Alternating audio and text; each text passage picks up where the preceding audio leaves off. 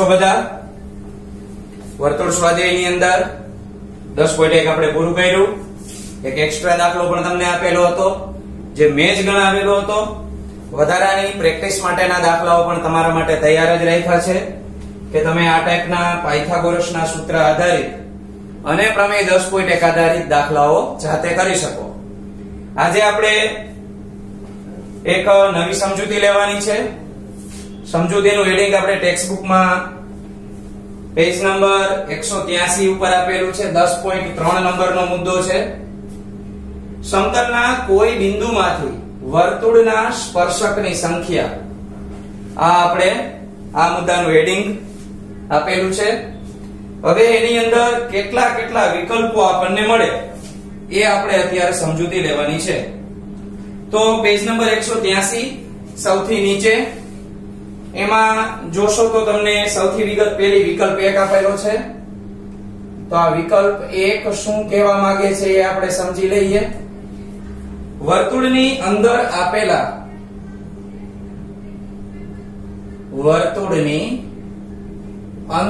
આપેલા બિંદુમાંથી વર્તુળને કોઈ સ્પર્શક મળે નહીં. આપેલા બિંદુમાંથી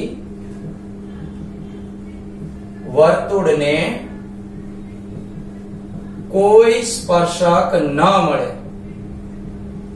તો આ વસ્તુ છે એની આકૃતિ દોરીને આપણે સમજીએ, પછી વિકલ્પ 1 ને આપણે કન્ફર્મ ગણીએ.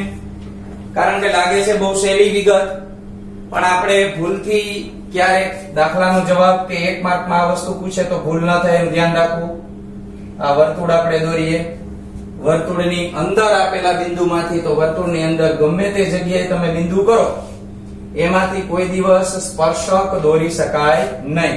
કારણ કે આ બિંદુ ઉપરથી પસાર થાય એટલે ફરજિયાત બે બિંદુમાં છેદે, અને બે બિંદુમાં છેદે એને સ્પર્શક કહી શકાય નહીં.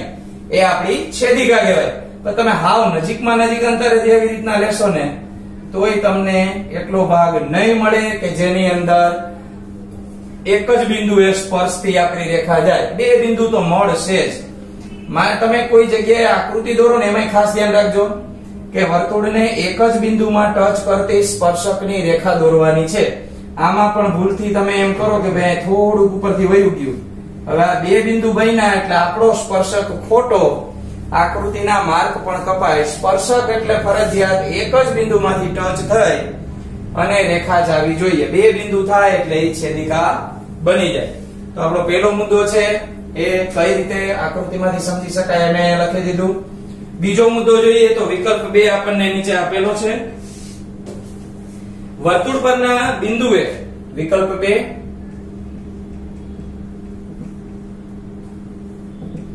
કે વર્તુળ પરના બિંદુએ, એટલે વર્તુળ જે ગોળાઈ વાળી લાઈન આખી હોય એના ઉપર કોઈ બિંદુએ વર્તુળને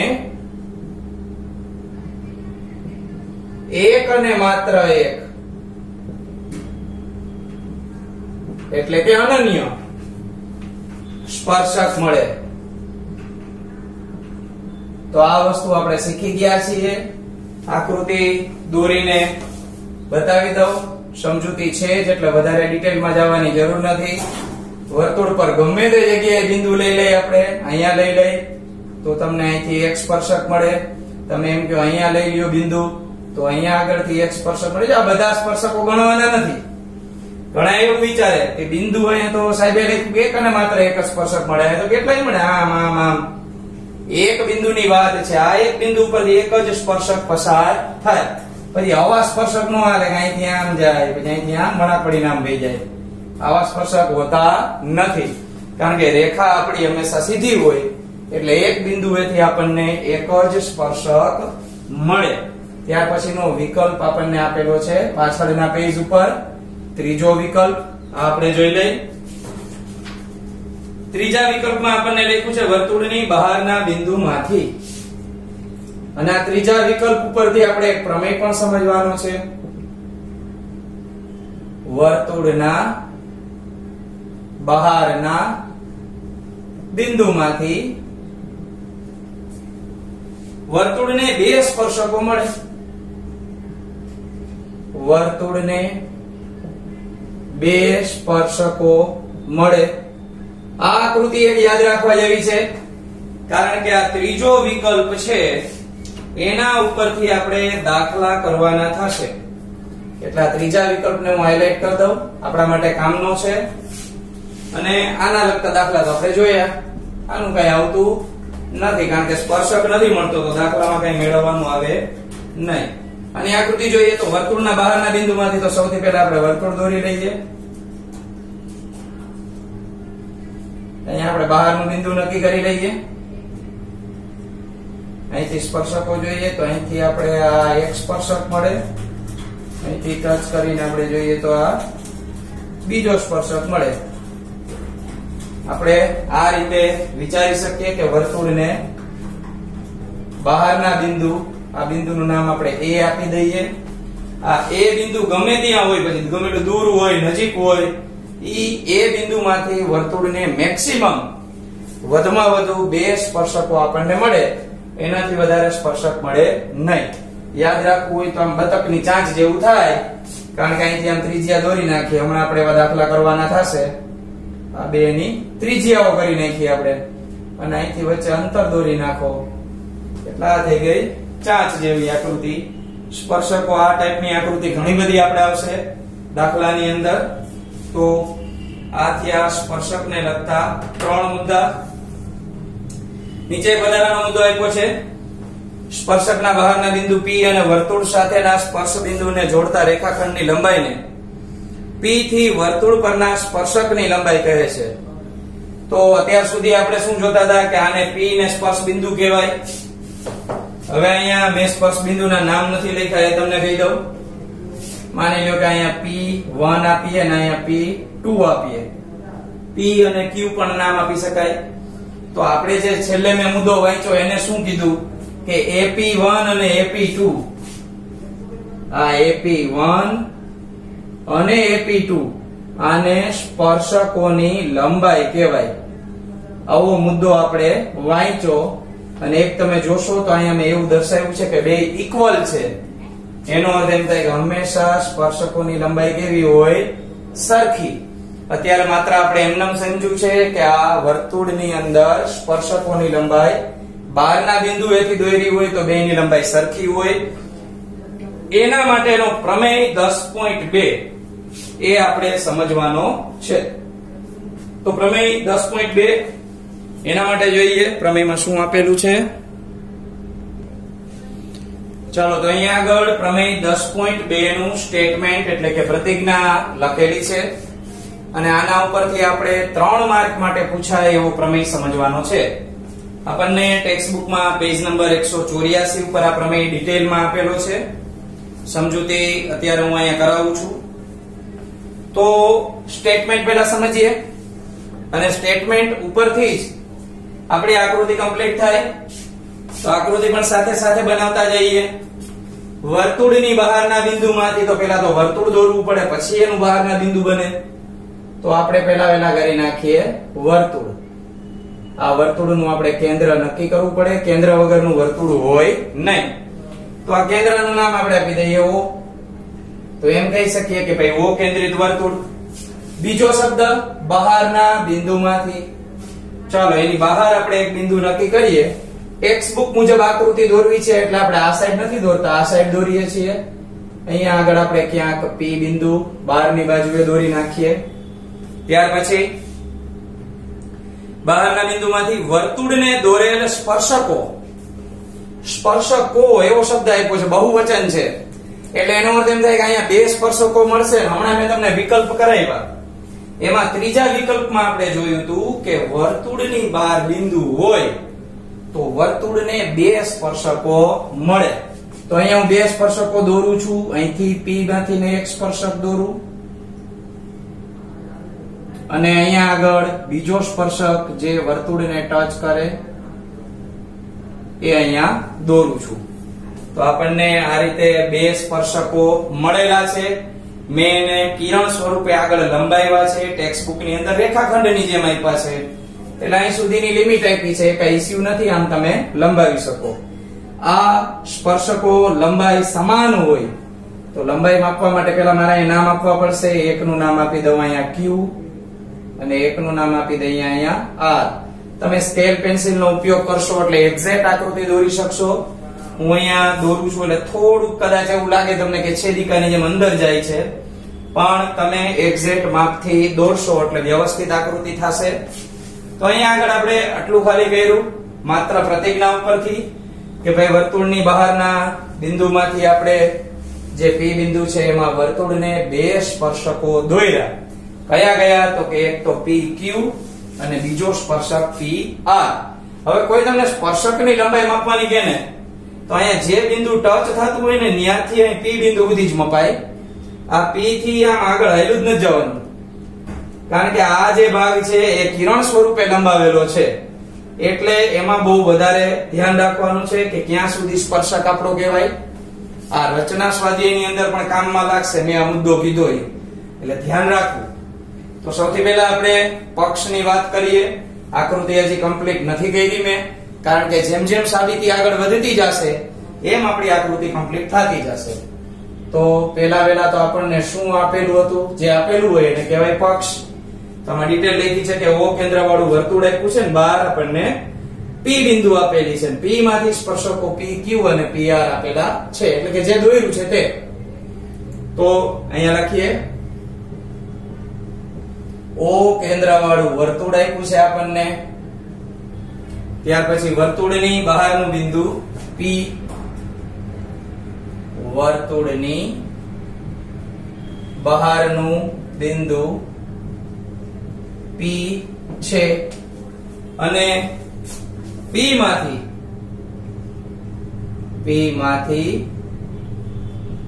વર્તુળના સ્પર્શકો PQ અને PR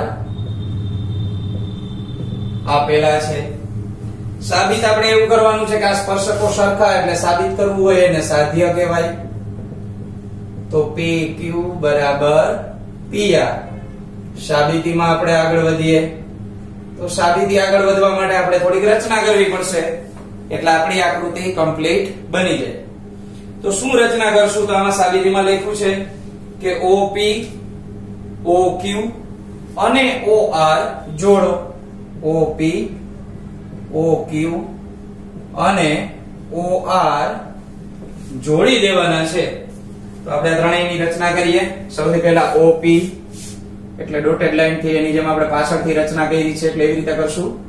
OQ એટલે હું સીધા લીટાનો કરી શકું, કારણ કે આપણે એક પ્રમેય શીખી ગયા છીએ.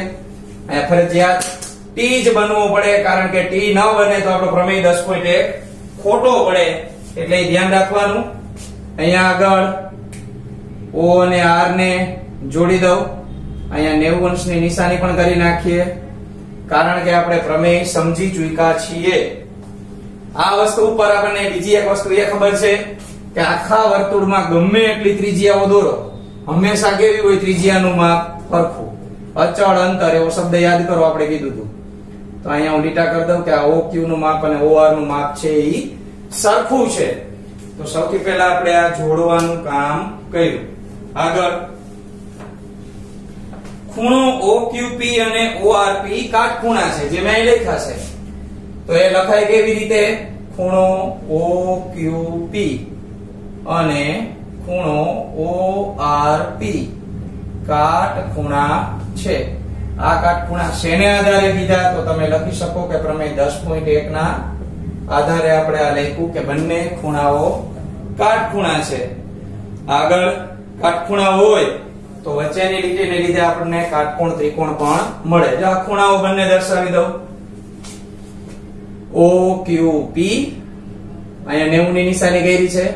ORP એટલે અહીંયા R પાસે પણ નિશાની કરેલી છે.